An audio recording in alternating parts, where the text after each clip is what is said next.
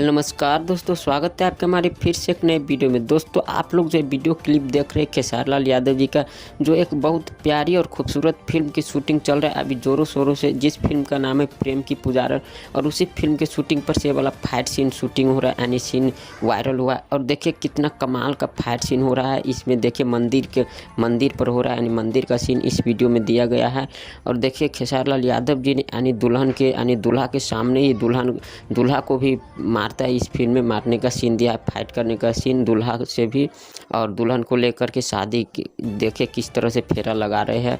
और देखिए काफ़ी खूबसूरत इस फिल्म को शूटिंग किया जा रहा है, यानी एक मंदिर पर। और काफ़ी अच्छा फिल्म बनेगा और काफ़ी अच्छी यानी लव स्टोरी इस फिल्म में काफ़ी आपको भरपूर मात्रा में देखने को मिलेगा।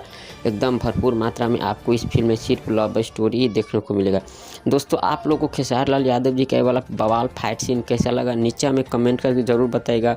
और इस तरह के वीडियो देखने के लिए हमारे इस यूट्यूब चैनल को भी सब्सक्राइब कर लीजिएगा। फिर मिलेंगे एक नेक्स्ट वीडियो में, तब तक के लिए बाय।